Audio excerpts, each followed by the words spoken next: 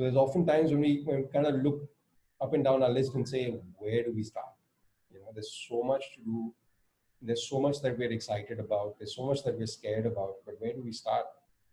You either you close your eyes and point at one thing, or you kind of listen to your gut instinct of where to start. But either way, you have to start.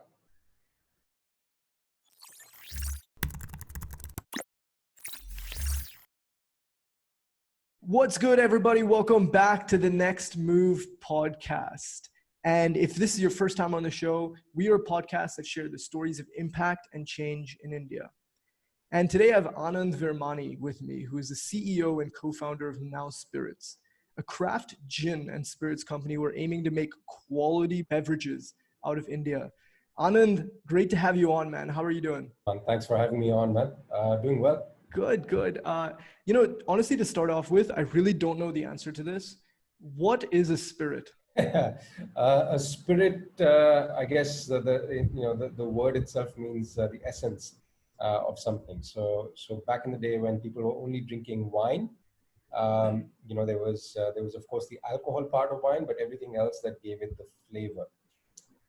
When they realized they wanted to kind of, and there was this way to kind of distill wine, which basically means evaporate out all the remaining water.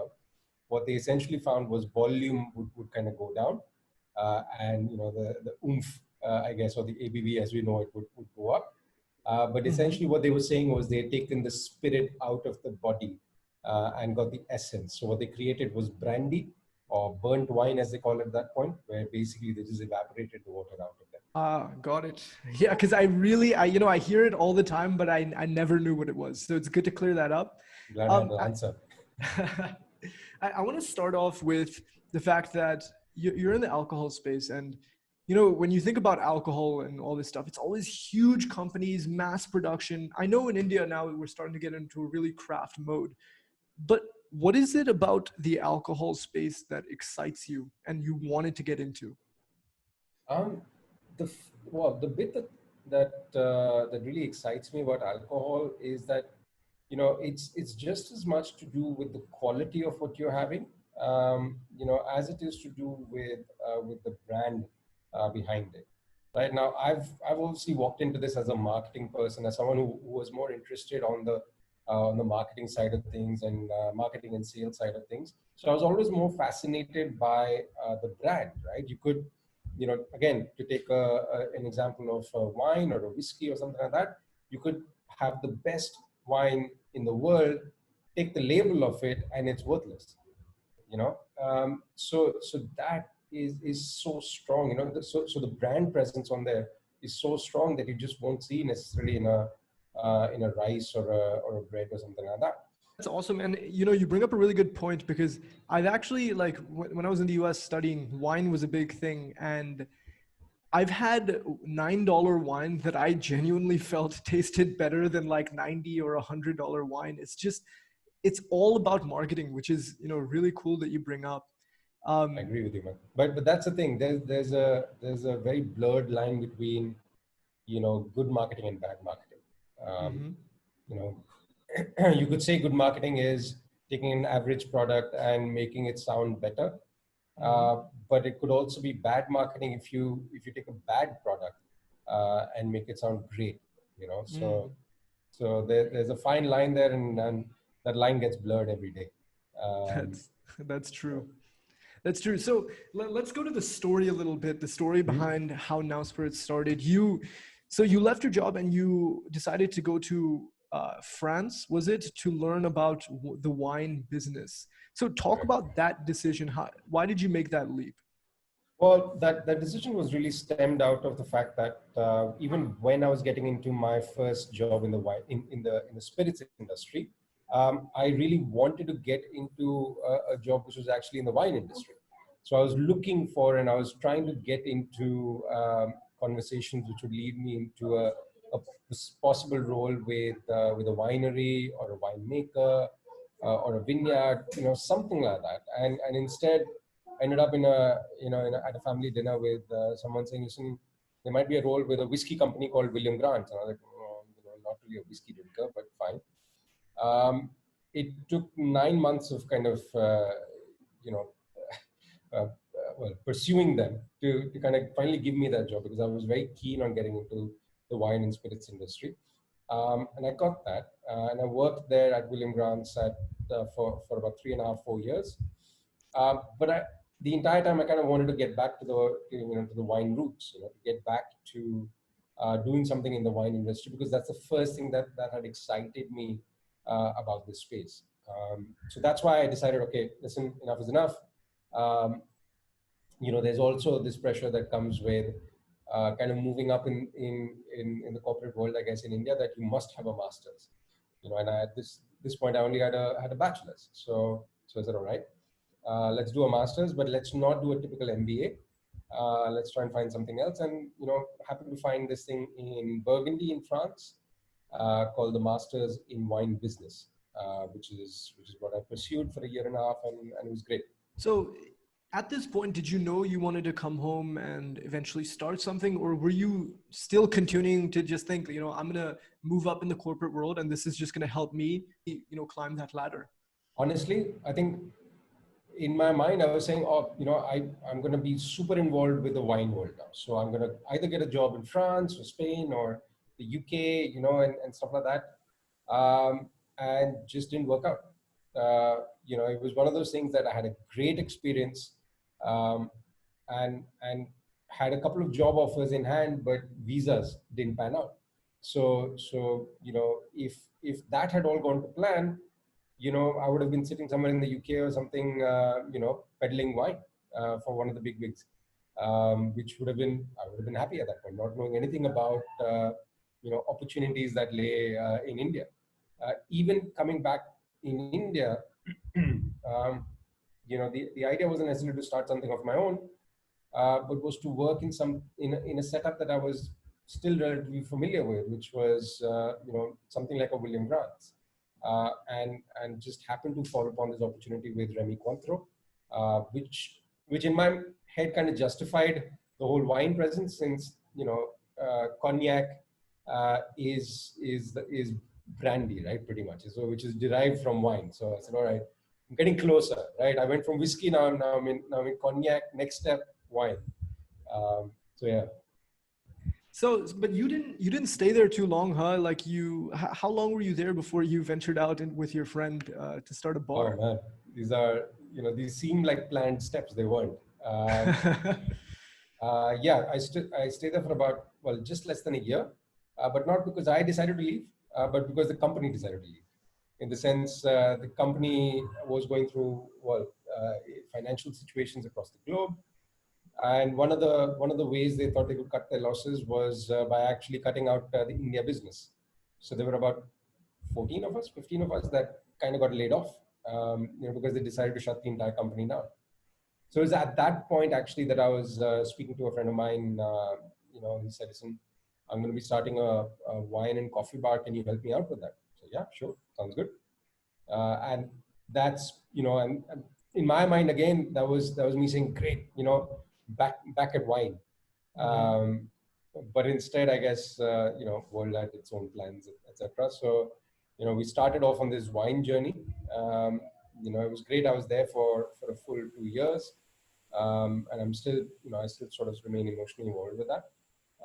But within the first 2 weeks of that, we looked at it and realized that there was a huge opportunity to make a gin in India, right? Because that's what people were asking for, and somehow there just wasn't any good gin, doing the rounds in India. So we said, listen, let's do this. So literally, as soon as I got into wine, went right out of it, or at least planned to get right out of it. But that's a huge decision, because you guys are just getting this bar going, right? And then what was it doing well? What were you learning from that experience of getting that started up? It was very new. I'd been part of this wine and spirits industry for a bit at that point, but never really been involved on the customer side of things. So never really, interacted with customers on a one-on-one basis. So that was great to be able to start a brand from scratch, lay out the marketing vision, lay out the brand vision for it, was something completely new for me, right? Up till now, I'd been working with brands that were very well established for 100, 125 years. So they obviously came in with a game plan. Here we had to make the game plan. So the idea of the gin, people were asking for it, and you were just looking around, and there's nothing there, especially nothing there made in India. Why is that? Why wasn't there anything made in India? This was one of those questions we also asked ourselves, and while the answer seems a little clearer now, um, I think the only answer we could come up with at that point was it's just not a big enough space. There had in fact been guys like Seagram's Dry Gin, right? And this was Pernod Ricard. Pernod Ricard is huge. Seagram's Dry Gin had been there till at least 4 or 5 years before that, and they'd exited. So now in your mind you're thinking Pernod Ricard, they've got the best brains in the business. The most profitable kind of spirits company in India. They've decided to step out of gin and focus instead on their other categories. There must be something that we are missing, right?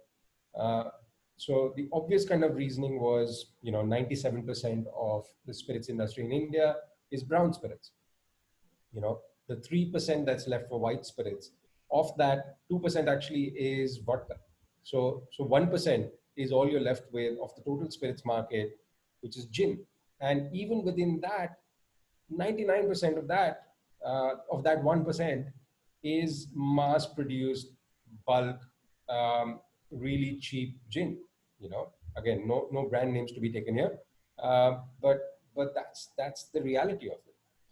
So why are other companies not interested in it? Is because there's just so much more to do in whiskey.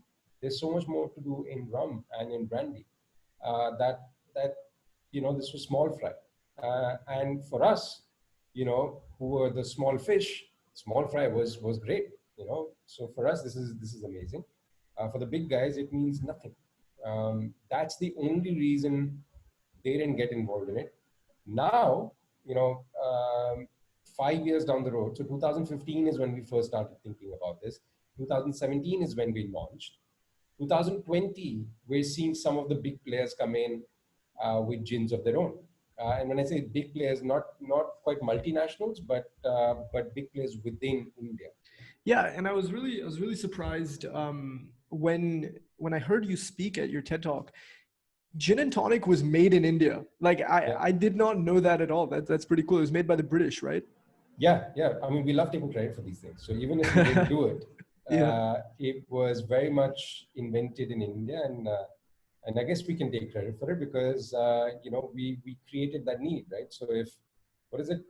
Necessity is the mother of creation. Mm-hmm. So we created the necessity, and that necessity was a cure for malaria. Right. Right. Of course, we'd kind of been, we kind of grew up with mosquitoes, so we were kind of immune to this malaria. I think, well, not immune totally, but at least we were better prepared for malaria. But the English came in and had no idea what hit them. They were just, pardon the analogy, but falling like flies. So for them, they needed a quick fix, and that quick fix was quinine. Which of course they realized, okay, quinine is bitter by itself. Let's dissolve it in soda or seltzer water at that point and mix in some sugar. It'll make it more drinkable. And that's where tonic water was born. So all tonic water around the world today, you will see is called Indian tonic water. Right? And some genius sitting out of Madras at that point, English person obviously, would have said, listen, I get my ration of tonic water, which I have to consume, and I get a ration of gin, which I want to consume. So why not just put it together and see what happens? And the rest is history. Wow, that's a very interesting story. I did not know that at all. But so you see this need, and you see this 1% of the market that you can possibly get a foothold on. Yeah. But starting, any sort of liquor business, I imagine is very expensive, right? You have to have the bottles, you have to have inventory, you have to do marketing. Like there's so much fixed expenses that you'll have. So how do you do that? Like, do you go out for funding? Do you actually say, I'm going to put it all in the line on myself and get going? How is that starting off? That was difficult. There was just no way in hell I was going to be able to do this off my savings or, friends and family, that kind of a thing. That's the kind of scale that this was at. It wasn't let me try and create or buy a small 100-liter still, make a proof of concept. Uh, there wasn't space for that because everything as it operates in India, everything is skewed towards and built out for large formats, right? So if you try and go and get a license for yourself to start distilling, you're looking at licenses which start in the millions of liters, right? And here we are trying to make like a few hundred, maybe a few thousand liters. So obviously we had to scale up our dreams to kind of fit into that, but we could never have done that on our own steam. So thankfully, literally the first person we spoke to, who happened to be the person who had invested behind the bar itself, um, saw the merit in the idea and said, "Listen, sounds good. Let's, why don't you guys go out and explore it a little bit more in your free time? Because, obviously, don't stop running the bar, which I've paid money for. But in your free time, yeah, why don't you go out and start exploring this as a potential opportunity?" So this is what I was spending, my mornings, because evening was the bar time. My mornings, some of my afternoons, and on my off days, doing was just working on this for 2 years straight. And where were you looking? Because you've never done it before. You've never made an alcohol. You're a marketing guy. Where do you look? Kind of had to tap into resources that were probably 1 degree of separation away or 2 degrees of separation away. So connected with this gentleman called Parvez Patel, who had been the head of manufacturing for Puerto Rico, and had retired and was living a nice quiet life in Pune, and said, "Listen, can I bother you?" And I remember how badly he shot me down day one, where he's just like, "This is a stupid idea." And I was like, "Yeah, I understand." So anyway, so 2 days later, he kind of wrote me an email saying, "All right, I've slept over it. I understand your perspective. Fine, I will." Basically, he decided to humor me, and I'm glad he did. So it was like that, finding mentors that could teach us a thing or two about the operation side of things, about the production side of things. We went out thinking, well, not necessarily thinking that we would have to make it ourselves, but we went out thinking we'll get someone else to make it. But for someone else to make it, they need a pot still. They need the understanding of what a craft gin should taste like, should be made in, and however far and wide we looked in India, there was nothing. So there was no pot still. There was no one who could operate a pot still, right? I went and interviewed a whole bunch of people in the leading alcohol institute it's called Sugars Institute. They were all being prepared, like I said, to work in these large scale formats. No one was being prepared to run a pot still. So they had no idea what a pot still looked like. And I was just like, "You guys have just studied 2 years of alcohol production. What the hell?" So that's kind of when we took the decision. Well, that plus the fact that when we went and spoke to those big format guys and said, "Listen, will you help us make this, etc.?" They pretty much laughed us out the door when they heard the numbers that we were trying to do. So yeah, so having come to that point, we said, "Listen, screw it, we'll make it ourselves." And that's when we chanced upon someone who said, "All right, you can make it yourself. You can use our license, and you can make it in out of this back area that we have in our facility, which is a bottling facility." It sounds like during this experience, there was so many like little no's. There was the first when you were reaching out to the first mentor, and he was like, "This is not a good idea. Don't do that." And then you see all of this negativity in the sense that nobody else can do it. Now I have to do it myself. And then you go to other manufacturers and they're saying you're way too small. Do you like what was going through your mind at that point? Were you just like really like, okay, this has happened, let's move forward? Or were you thinking, maybe this wasn't the idea that I should be pursuing? No, I think we were convinced about the idea. I think it was just a matter of us convincing someone else.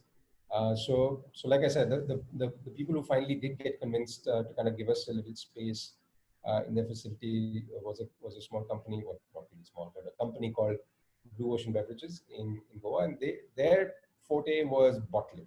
Right, you give them something, they will bottle it. They were already bottling Old Monk. They were already doing like all these other big brands. And out of that, we kind of just cold called them. So I remember I was already in Goa. We already had a couple of meetings lined up with with Parvez and myself, and going and meeting these manufacturers. And I just cold called these guys because I was Google searching, and I was like, okay, who else is here? Um, I said, listen, we're thinking of making a craft spirit. We would love to kind of come and speak to you. And he took down the basic details. He said, yeah, all right, we'll be in touch. Didn't think much of it. Didn't think I would even get a call back. Half an hour later, I got a call back saying, oh, you spoke to my father. Uh, what is it that you wanted to do? You want to do a craft spirit? I said, yeah, yeah. He said, okay, come in. Can you come in tomorrow? I said, yeah, I'm here in Goa. He said, okay, come in, let's speak. It worked out. I went, spoke to him. It was this father-son duo, but I only spoke to the son, the one who kind of, called back. But at the time of signing the contract, he said, listen, this was never meant to work. We called you in just to kind of get information on what you were doing, just to understand what you were doing. My dad had already told me to say a hard no to you guys, that we didn't want to be involved with a craft business kind of wasting our time.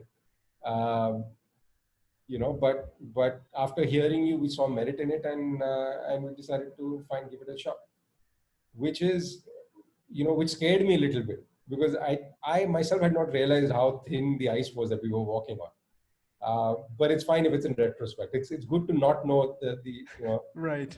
the thickness or thinness of the ice that you're walking on, I guess, and be a little bit more sort of have horse blindness on and just keep going about your work.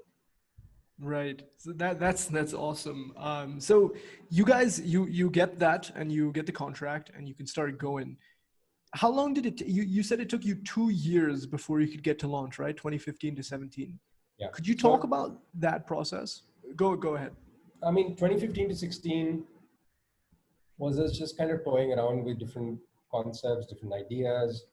Going to the spice market, Kadi Bauli in Delhi, going there, seeing what all was available. That was the whole playful time, right? That was the time when you could, I set up a little lab still in my house.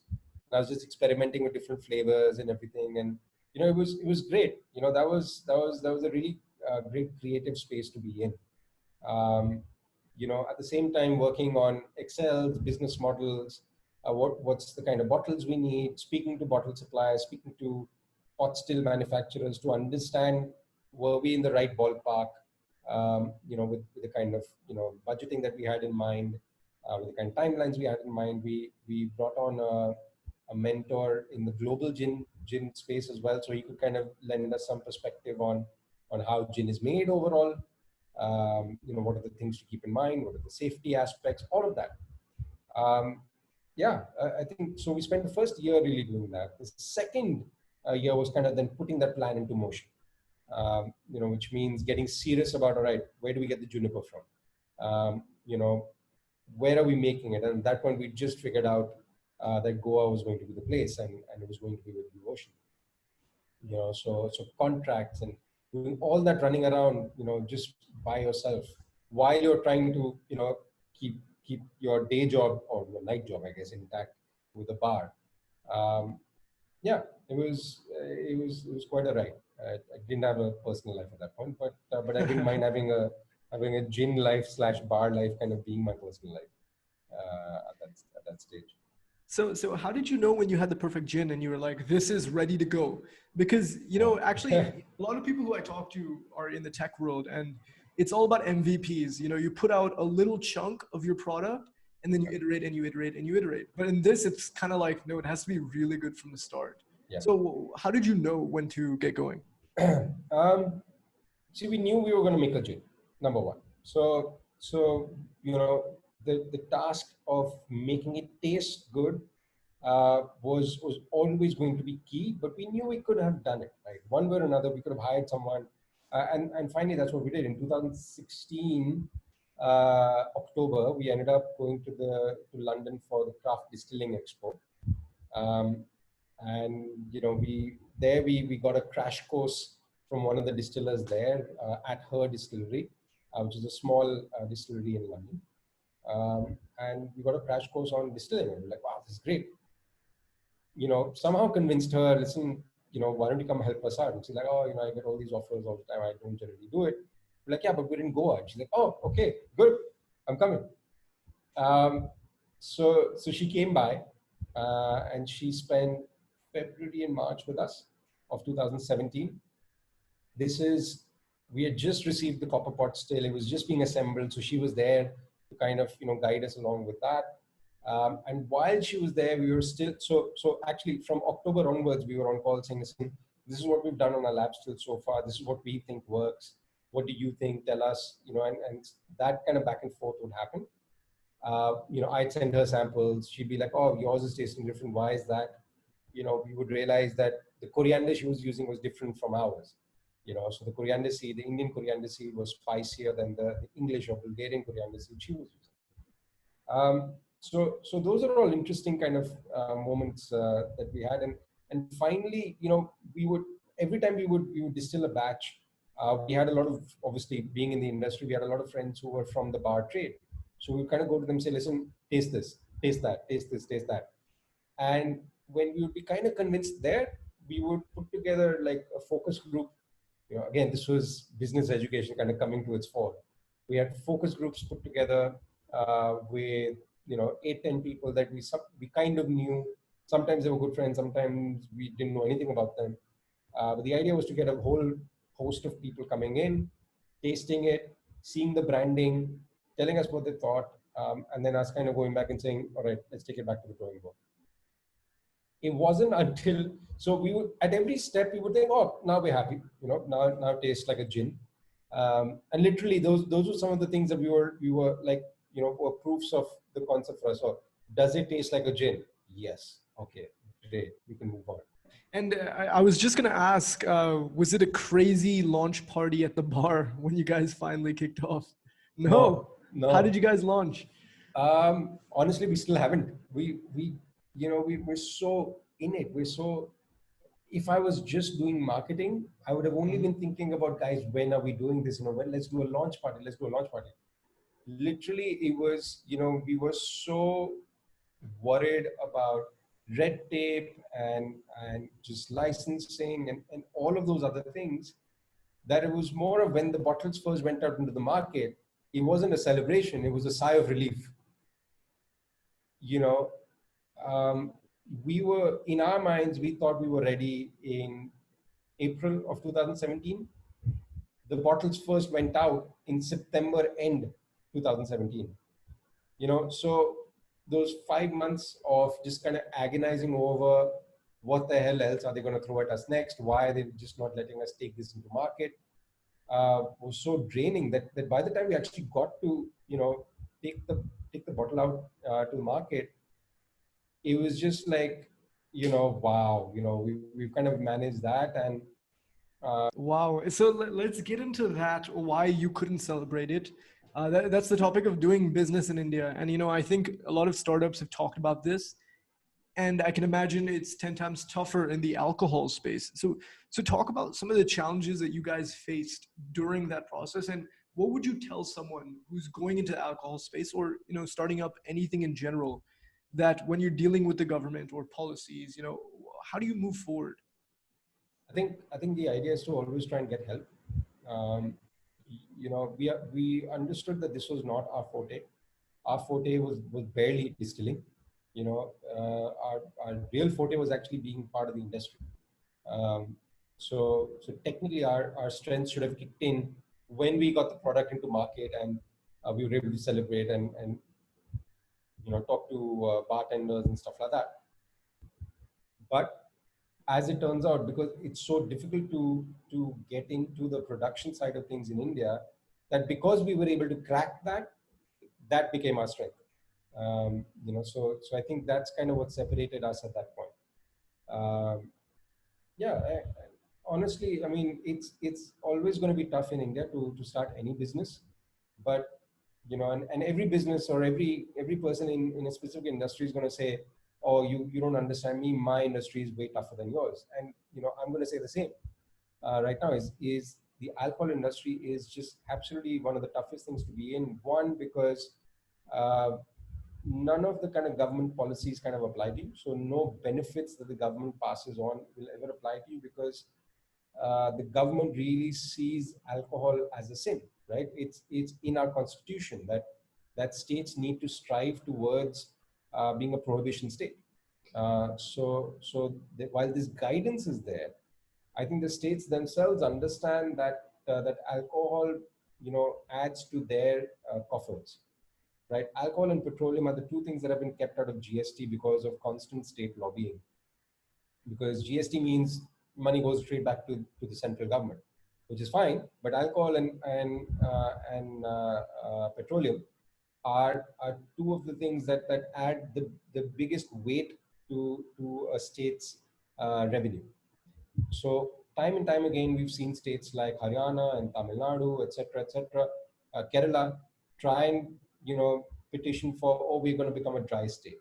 Why? Because it helps them with the vote bank, right? It helps them gain votes because of alcohol abuse and all the negativity around alcohol. So they constantly saying we're going to ban alcohol if we are brought into power, and then they do that, and within a year of being in power, they realize they have no money, right? And then they backtrack, which is what's happened in the past with Haryana. It's happened in the past with Tamil Nadu. It's happened in the past with Kerala. Um, so yeah, it's a love-hate relationship that the government has with us. There is that reality of red tape. There is that reality of this license culture that has not gone away. That is not going to go away anytime soon, despite whatever people might say. So it's tough, but how to deal with it is, you keep attacking it one at a time. There's just innumerable amount of obstacles that get thrown at you in whatever you do as an entrepreneur in India or anywhere in the world. Innumerable things, right? Um, each thing will be unique, each thing will be a challenge, but you take on that day as it comes, and when you can afford it, you build a team with people who are far more capable than yourself, and you leave it in their hands as well. You leave those things in their hands, and we've done that, and we continue doing that.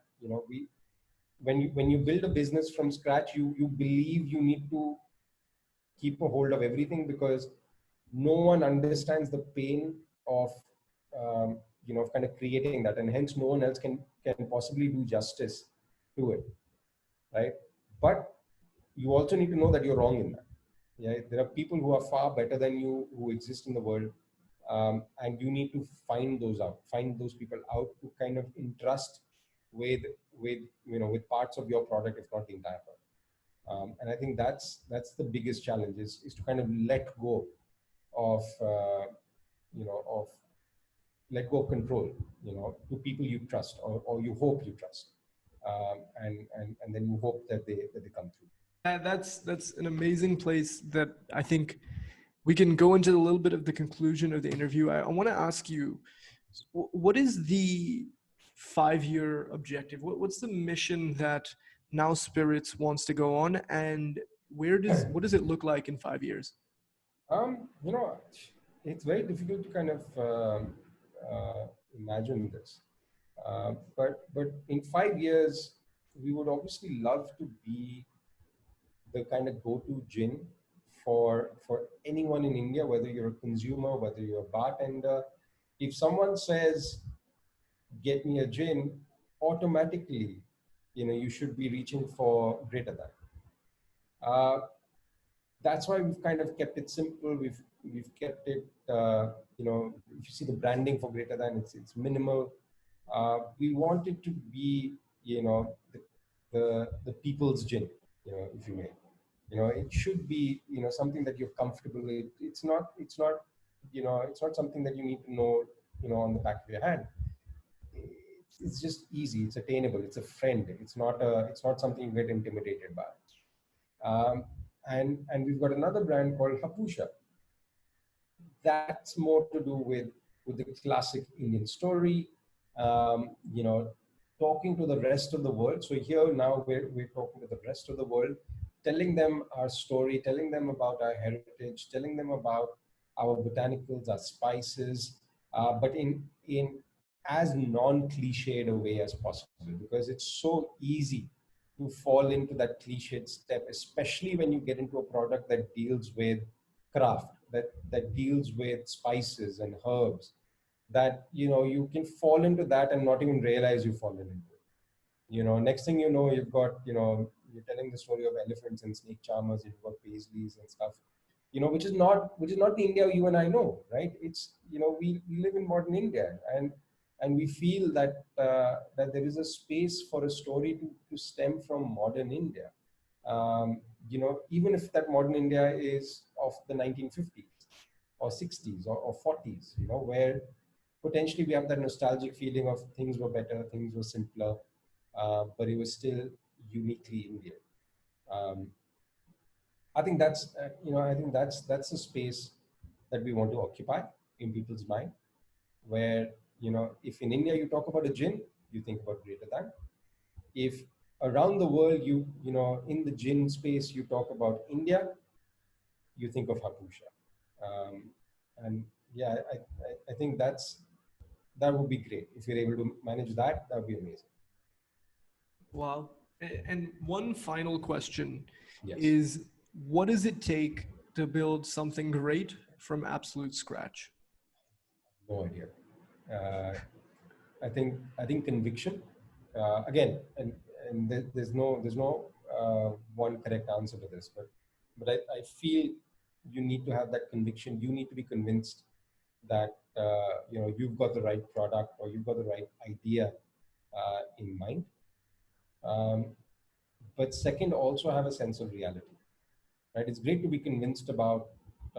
Yeah, I think this is the best idea in the world, but also to kind of be able to go out there and do a sense check on, does it make sense? Is it viable? Is it just me with my head in the clouds?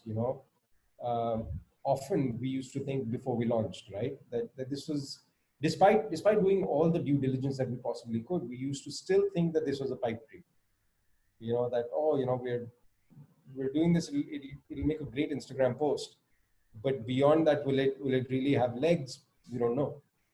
um, so it's great to get uh, valuable feedback, and it's great to get relevant feedback, because not everyone will be honest with you.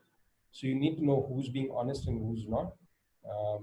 And hopefully things work from there. Not always will they work, even at that point. And when I went to business school, we were taught, that, listen, it's your success rate, if you're starting out if you're starting out your own business, is fairly low. When you say fairly low, we talk about 99% of business ideas remain as ideas. 1% actually fruit to something, and of that 1%, what actually becomes a success or not is again a fraction. Um, so so we're always keeping that in mind, even today. It's not to say that, oh, now we feel we've arrived. We haven't. There's so much work to be done, that sometimes we get really overwhelmed and we look at each other. So my wife and I work on this together, and we sit across from each other. So there's often times when we kind of look up and down our list and say, where do we start? There's so much to do. There's so much that we're excited about. There's so much that we're scared about. But where do we start? Either you close your eyes and point at one thing, or you kind of listen to your gut instinct of where to start. But either way, you have to start. That's awesome. And I think that's a great place to wrap up, Anand. Thank you so much for coming on the podcast. I really appreciate it. Cheers, man. Thank you so much for having me, man. This is great. I got to reminisce a lot more than I thought. Of course, it was great to have you. And thank you to everybody for tuning in to this episode of the Next Move podcast. Make sure to subscribe if you haven't already. We release podcasts weekly on stories of change and impact in India. So till the next one, see you.